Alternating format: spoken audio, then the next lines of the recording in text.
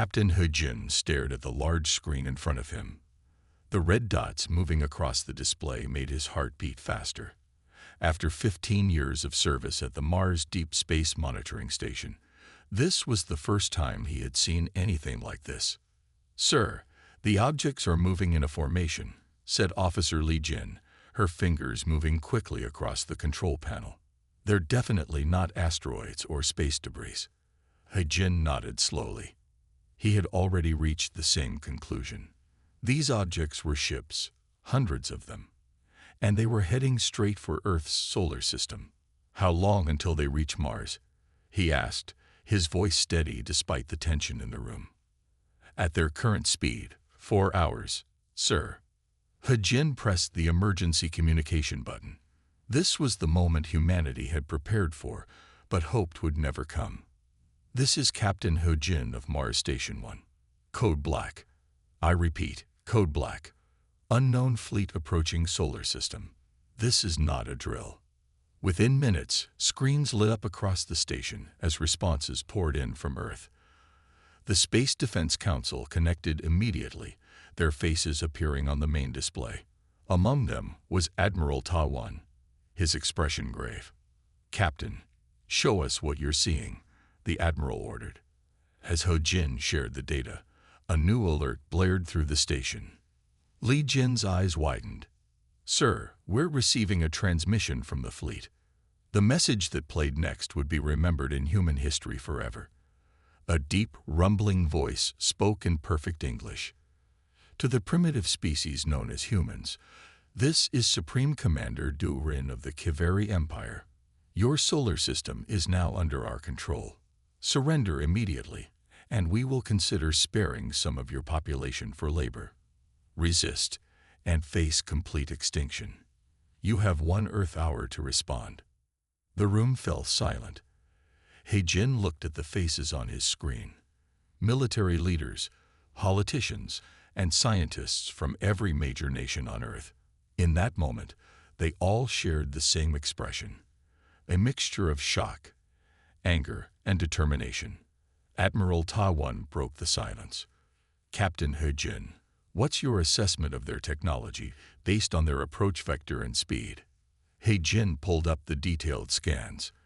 "Their ships are advanced, sir, but—" He paused, studying the data more closely. "They're not trying to hide their capabilities. It's as if they want us to see their power.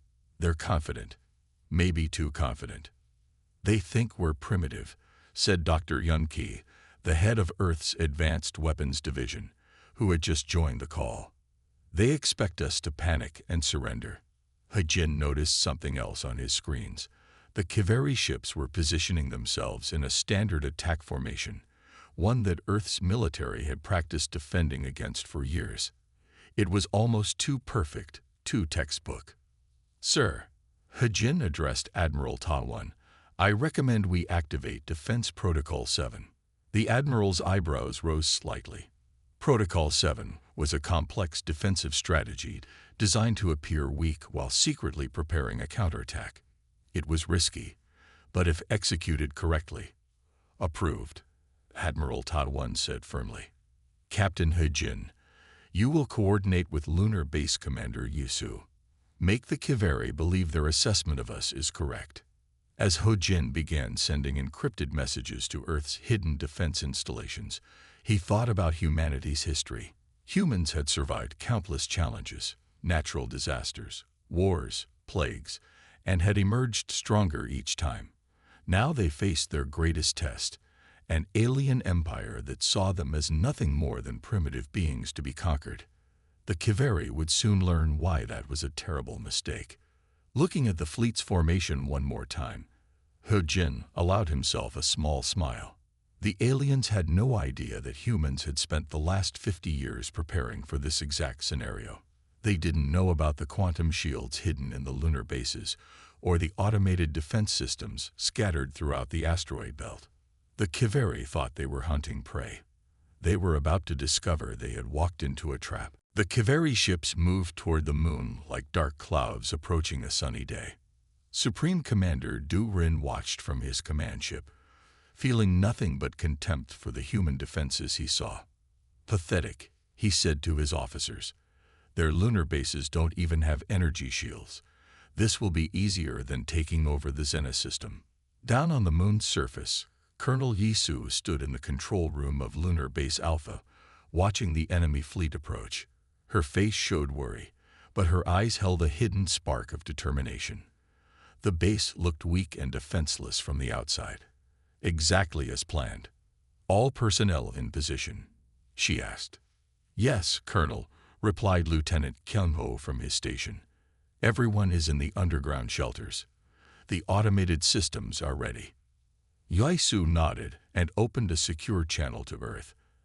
Admiral Ta-1, the Kiveri fleet is starting their attack run, requesting permission to proceed with Operation Fool's Gold. Permission granted, Colonel. Show them what humanity can do. The first Kiveri ships entered firing range. They launched their energy weapons, expecting to destroy the lunar bases easily.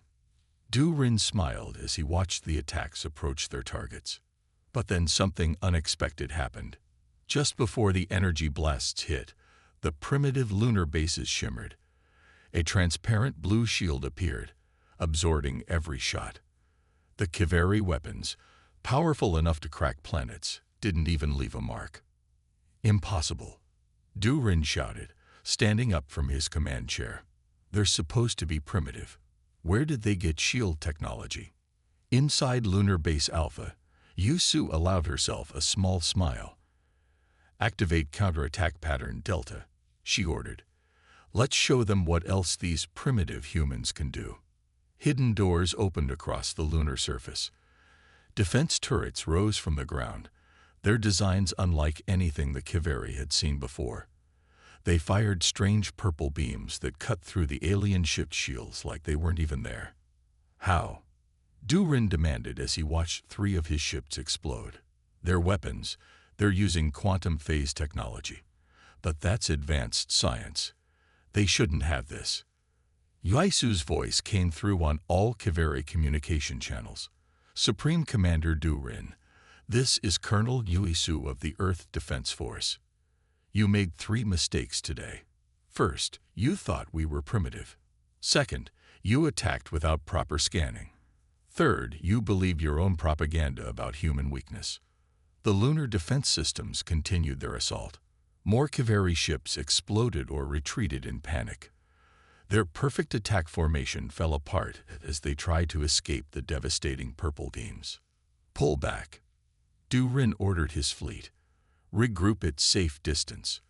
We need to reassess everything we know about these humans. As the Kiveri fleet retreated, Yisu received another transmission from Earth. This time, it was Dr. Yunki. Colonel, the quantum phase weapons worked perfectly, but we've only revealed a small part of our capabilities. The real surprises are still to come. Yisu looked at the tactical display showing the retreating Kiveri ships. They thought they were dealing with simple prey, she said. Now they know better, but they still don't understand what they've started. In his command ship, Du-Rin reviewed the battle footage with growing concern. These humans had shield technology that matched the Kiveri's best defenses. They had weapons that shouldn't exist on such a young world. And worst of all, they had clearly been preparing for this fight. Send word to the Empire, he ordered. We need reinforcements. And tell them, he paused, hardly believing what he was about to say. Tell them we may have seriously underestimated this species. Back on the moon, Yisu prepared for the next phase of humanity's defense. The Kiveri would return, she knew. But that was part of the plan. Each attack would reveal more of their weaknesses, and humanity was ready to exploit every single one. The Seoul Global Defense Center buzzed with activity as military leaders from Earth's major nations gathered for the emergency summit. The room was silent as Admiral Ta-1 stepped up to the main display screen. What you're about to see was recovered from a damaged Kiveri ship during their retreat, he said, his voice grave. Dr. Yunki's team decoded it this morning. The screen lit up with images that made everyone in the room sit straighter in their chairs. They showed the Kiveri destroying other civilizations, dozens of them. Some were more advanced than Earth, others less so. But they all shared one thing. They had been completely wiped out. The Kiveri aren't just conquerors, Admiral Tadwan continued. They're exterminators. They target developing civilizations before they can become true rivals. We're just their latest target. General Mirai, commander of Asia's combined forces, stood up. How many worlds have they destroyed? At least 37 that we can confirm, Dr. Yunki said, walking to the front of the room. He was carrying a small metal briefcase. But that's not the worst part. Show them the time stamps. Admiral. Tadiwan nodded and brought up more data. These attacks happened over just 50 years. The Kiveri are efficient. They don't stop until their target is completely gone. The room erupted in worried whispers. But Dr. Yunki raised his hand for attention. There's something else you need to see. He opened his briefcase and took out what looked like a small black cube. This is why I've been missing our weekly defense meetings for the past year, he said. This is Project Thunderstorm. He placed the cube on the table. It floated into the air and projected a complex diagram. We didn't just develop defenses against alien attacks. We studied every piece of alien technology we could find. And we made something new. The diagram showed a network of satellites and ground stations, but they were unlike anything Earth had built before. The Kiveri use quantum technology for their weapons, Dr. Yunki explained, but they never imagined someone could turn quantum mechanics against them. He pressed a button, and the cube showed a simulation.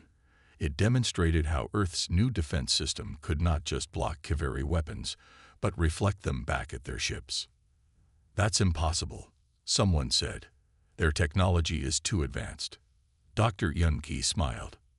No, their technology is just different. They develop their science in a straight line, always building on what came before. But humans, we think sideways. We find new paths. We solve problems in ways they never considered. Admiral Tawan took over again. The Kiveri will return with a bigger fleet. They have to. If word spreads that a primitive species defeated them, other civilizations might rebel. How long do we have? General Mirai asked. Our calculations suggest 3 days, Dr. Yunki answered. They'll bring everything they have. They'll try to crush us completely. The room was quiet as everyone considered this. Then Colonel Daiso, speaking from her video link on the moon, broke the silence. Good. Let them come with everything. When we're done, the galaxy will know that humanity is not prey. We're the hunters they should have feared all along. Dr. Yunki nodded and pressed another button on his cube. The projection changed to show hundreds of defense satellites, hidden but ready. Humanity has one advantage. The Kiveri can never match, he said. We spent our entire history fighting against impossible odds. It's time to show them what that means. Admiral Tawan looked at each person in the room. The next attack will determine the future of our species. Are we ready? The answer came back in one voice. Yes. Commander Sunmei stood in the bridge of the EDF Stormbreaker, Earth's newest warship. Built using technology from a crashed Kiveri scout ship, it looked like a normal cargo vessel from the outside. But inside, it held humanity's most advanced weapons. All systems ready, reported Officer Kangmin from his station. The fleet is in position. Sunmei looked at the tactical display. 50 ships, all disguised as cargo vessels, waited in the shadow of Saturn's rings. Operation Phoenix was about to begin. Remember, Sunmei said to her crew, the Kiveri think they know all about us. They expect us to defend Earth. They don't expect us to attack their supply lines. The plan was simple but dangerous. While the Kiveri prepared their main fleet for another attack on Earth, Sunmei's ships would strike at their fuel and ammunition depots hidden in the Kuiper Belt. Signal from Earth Command, Kangmin announced. Admiral Taiwan says, the hunter becomes the hunted. Begin Operation Phoenix. Sunmei nodded and pressed the ship-wide communication button. All crews, activate stealth systems. The 50 ships disappeared from normal view as their quantum cloaking devices turned on. This technology, reversed engineered from the crashed Kiveri ship, was something the aliens thought impossible for humans to understand. They were wrong. The fleet moved silently through space, approaching the first Kiveri supply depot. The alien facility floated in the darkness, its guards watching for large warships, not invisible cargo vessels. "They're scanning the area," Kang Min reported, "but they're using standard detection methods. They can't see us." Sun Mai allowed herself a small smile. "Launch attack drones." From each human ship, tiny robots emerged. They looked like space debris, but carried powerful explosives.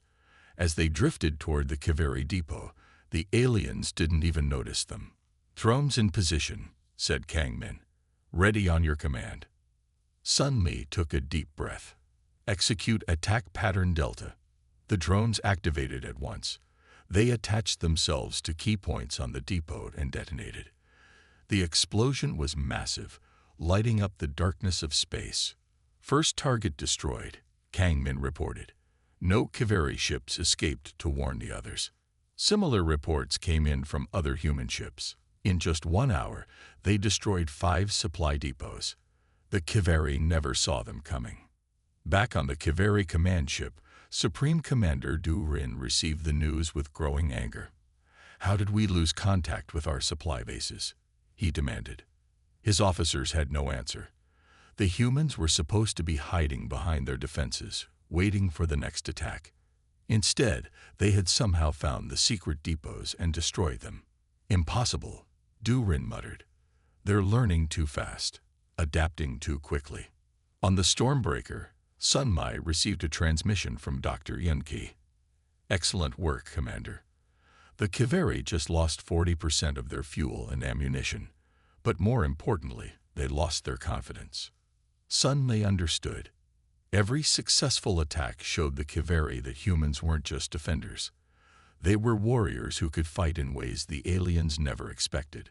"Return to base," Admiral Ta Wan ordered. "The next phase begins soon. The Kiveri will be desperate now. Desperate enemies make mistakes." As the human fleet headed home, Sun Mai thought about how quickly things had changed. Just days ago, the Kiveri thought humans were primitive beings to be conquered. Now they knew better. But they still didn't understand what humans were truly capable of. They would learn soon enough. Dr. Yunki stood in his underground laboratory, staring at the holographic display of a Kiveri ship's neural network. For 3 days straight, he and Dr. Jihu had been studying the alien technology, looking for something they might have missed. "Look at this pattern again," Jihu said, pointing to a pulsing red line in the hologram. "Their ship's neural networks all share the same basic structure. It's efficient, but efficiency can be a weakness." Yunki finished the thought. He zoomed in on the pattern, his tired eyes suddenly alert. They built their entire fleet using the same system. No variations, no backup plans. Jihu nodded, her fingers moving quickly across the control panel. "In human technology, we always include redundancies. Different systems, different approaches. We expect things to go wrong. But the Kiveri don't think that way," Yunki said. "They believe their technology is perfect. They never considered someone might turn it against them." Their discovery was interrupted by an urgent message from the Mars Defense Station. Captain Hejin's face appeared on the main screen, his expression grim. "The Kiveri are moving their planet killer into position," he reported. "They're targeting Mars first, as a demonstration." Yunki and Jihu watched in horror as the massive Kiveri weapon approached the red planet. It was larger than any ship they had seen before, its surface covered in strange, glowing patterns. "They want to show us what happens to those who resist," Hejin said. "We've evacuated as many people as we could, but there are still research teams in the deep underground facilities." The planet killer fired. A beam of intense energy struck Mars, and for a moment, nothing seemed to happen. Then the planet's surface began to crack. Within minutes, Mars was breaking apart, its core destabilized by the alien weapon. Those monsters, Jehu whispered, watching as the planet she had visited many times slowly fell to pieces. But Yumki was focused on something else. The holographic display of the Kiveri neural network was reacting to the planet killer's energy signature. The patterns were changing, becoming clearer. Jehu, he said urgently, look at this. The planet killer's main weapon. It's connected to the same neural network as their other ships. They're using it to coordinate the energy output. Jehu's eyes widened as she understood. A single system controlling everything. If we could disrupt it, we could shut down their entire fleet at once. Yumki finished. He opened a communication channel to Admiral Tadwan. Admiral, we found their weakness. The Kiveri built their empire on the idea that their technology was perfect. But they forgot the first rule of warfare. Nothing is perfect, Tadwan replied. What do you need? Time. Yumki said. Just a little more time. And access to every quantum computer on Earth. As they worked, the Kiveri fleet gathered for their final attack. Supreme Commander Du Rin watched the remains of Mars float in space, satisfied with the message it would send. Let them see what defiance brings, he told his officers. Tomorrow, we will do the same to Earth. But in his underground lab, Dr. Yunki smiled as the first test of his new weapon succeeded. The Kiveri thought destroying Mars would break humanity's spirit. Instead, it had given Earth scientists exactly what they needed to see, the key to defeating the alien empire's perfect technology. The real battle was about to begin. The destruction of Mars changed everything. As Earth's remaining colonies evacuated the shattered planet, Captain Hejin prepared for humanity's response. In the week since the catastrophe, every quantum computer on Earth had been working on Dr. Yunki's plan. All ships report ready, Officer Li Jin announced from her station on the command deck. The quantum disruption devices are in place. Hejin looked at the tactical display. 500 Earth ships waited in formation around the moon, each equipped with Yunki's new weapon. They appeared primitive and weak compared to the approaching Kiveri fleet, but appearances could be deceiving. Commander Du Rin. Hejin broadcast on all frequencies. You destroyed Mars to show your power. Now we will show you ours. The Kiveri fleet emerged from hyperspace, their ships filling the space between Earth and the moon. There were thousands of them, led by the massive planet killer vessel. On his command ship, Du Rin laughed at the small human fleet. Your bravery is pointless, he replied. Your civilization ends today. Fire the planet killer. The enormous weapon began to charge, its surface glowing with deadly energy. But this time, Earth was ready. Execute Operation Blackout, Hejin ordered. Engineer Kyung-ho, working from a hidden base beneath the Pacific Ocean, pressed a single button. The quantum disruption devices activated simultaneously. They sent out waves of energy that looked harmless to normal sensors. But these waves targeted the one thing all Kiveri ships shared, their neural network. At first, nothing seemed to happen. Then, one by one, the Kiveri ships began to lose power. Their perfect technology, their unified system that had never failed before, was being torn apart by human ingenuity. What's happening? Du Rin demanded as his ship's controls stopped responding. How are they doing this? Hejin's voice came through the failing Kiveri communication systems. You thought your technology was perfect, but humans know better. We build backup systems. We plan for failure. We learn from our mistakes. You never did. The planet killer's energy beam fired randomly into space as its targeting systems failed. Across the Kiveri fleet, weapons turned on their own ships. Their neural network, designed to make them unstoppable, now made them helpless. Impossible. Du Rin shouted as he watched his fleet tear itself apart. We are superior. We are perfect. No, Hejin replied calmly. You're just predictable. And now you're defeated. Engineer Kyung-ho activated the second phase of the attack. A computer virus, designed to exploit the flaws in the Kiveri network, spread through their fleet. Ships began to self-destruct, their own defense systems turning against them. From his laboratory, Dr. Yunki watched the battle with Dr. Jihu. Their biggest strength became their greatest weakness, he said.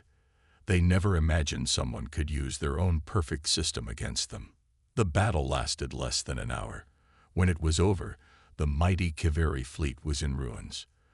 The few ships that survived were powerless, drifting in space. The planet killer, once a symbol of their unstoppable power, floated dead and dark between Earth and the Moon. The Jin opened a channel to Earth Command. Admiral Ta 1, the threat has been neutralized. Humanity is safe. The celebration that erupted across Earth was tempered by the memory of Mars. They had won, but the cost had been high. Yet everyone knew that this victory had changed everything. Never again would an alien race think of humans as primitive or weak.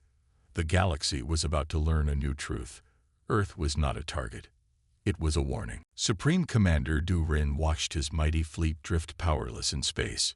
Most of his ships were destroyed, and the survivors could barely maintain life support. But he still had one final plan. Prepare the command ship for maximum speed, he ordered his remaining crew. We will crash into their planet. If we die, we take their civilization with us. On Earth, Colonel Yisu received the warning from the orbital sensors. Admiral Ta 1, she reported, the Kiveri command ship is powering up its engines. They're on a direct course for Earth. Commander Sunmai, who had returned from her successful raid, stepped forward. Let me lead the defense, Admiral. We prepared for this. Ta 1 nodded. Activate Defense Plan Omega. Around the Earth, hidden platforms emerged from the ocean. They were humanity's last line of defense, built for this exact scenario. Each platform contained powerful energy weapons designed by Dr. Yunki's team.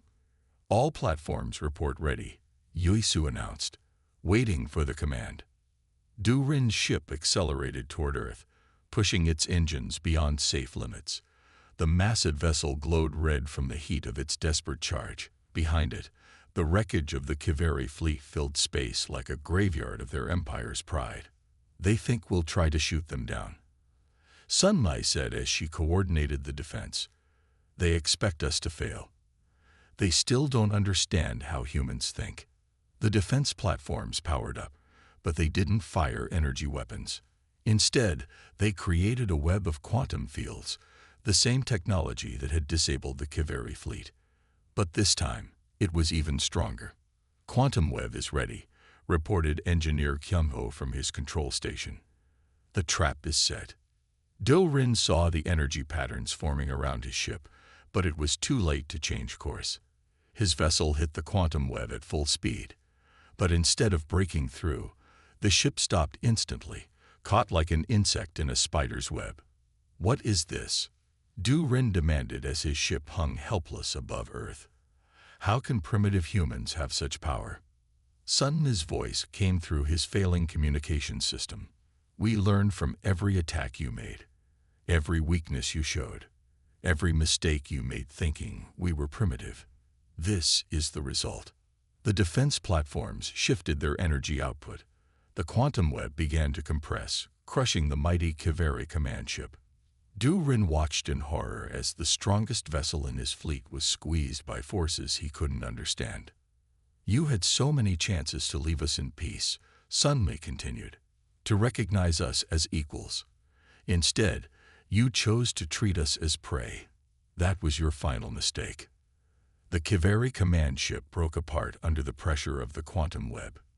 Du Rin's last transmission to his empire was cut short as his vessel exploded in a brilliant flash of light. The remaining Kiveri ships, watching helplessly, saw their invincible leader destroyed by the very species they had dismissed as primitive.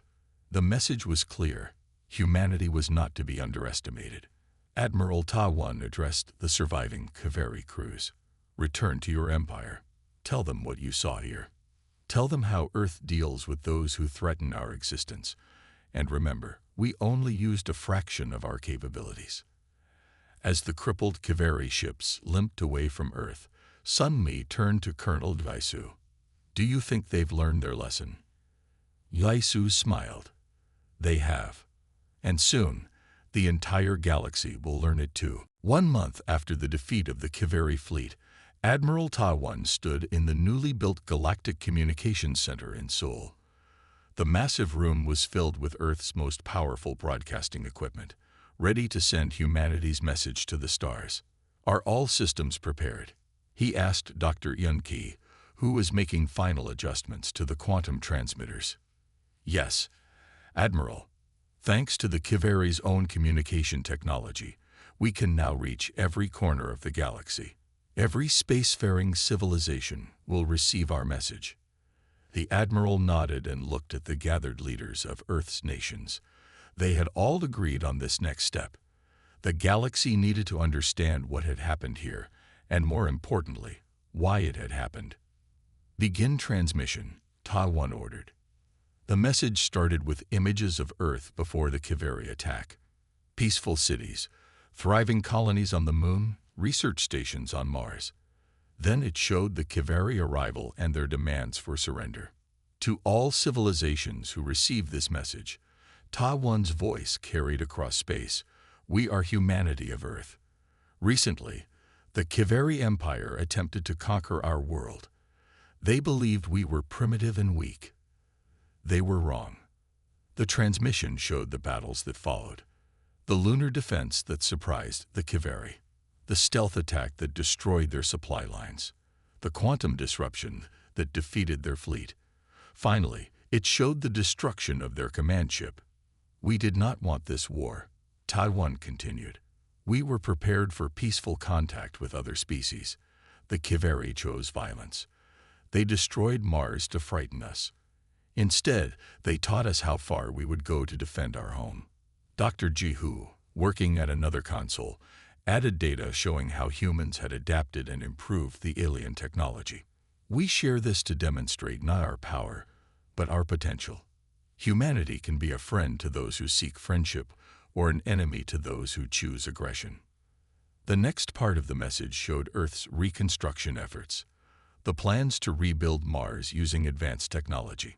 The new defense systems being installed throughout the solar system. But it also showed human scientists reaching out to other worlds, offering to share medical and agricultural advances. We are not conquerors like the Kiveri, Taiwan explained. We are explorers, builders, creators. We seek knowledge and understanding. But make no mistake, we will defend ourselves with all our strength if threatened. Captain Hejin, now commander of Earth's new defense fleet, added his own part to the message.